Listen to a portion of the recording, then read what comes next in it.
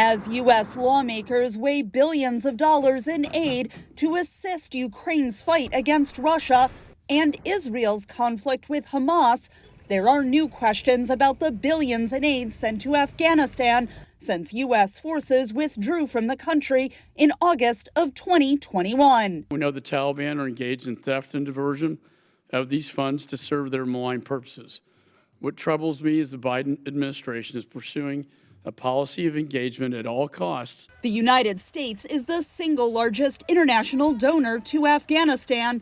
But John Sobko, the Special Inspector General for Afghanistan Reconstruction, told lawmakers Tuesday he cannot guarantee the funds are going to the right places. We have documented that the Taliban are receiving U.S. funds.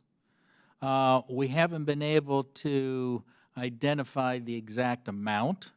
And as I mentioned in my statement, thieves usually don't advertise how much they steal. U.S. lawmakers acknowledge there would be a humanitarian disaster if the U.S. walked away from Afghanistan.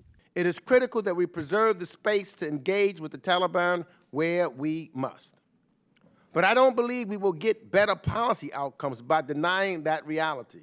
Earlier this year, the United Nations estimated that a predicted 30% drop in international aid would have devastating consequences on Afghanistan's economy.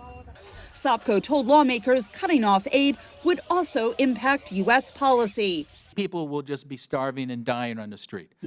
Whatever control or influence we have, which I think is minimal, will disappear if you cut that.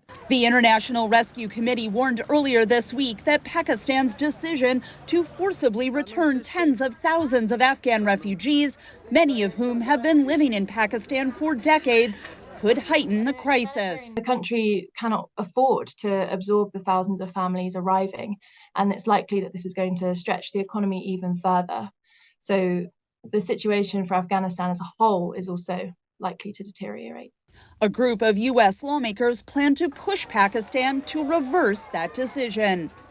Katherine Gypson, VOA News.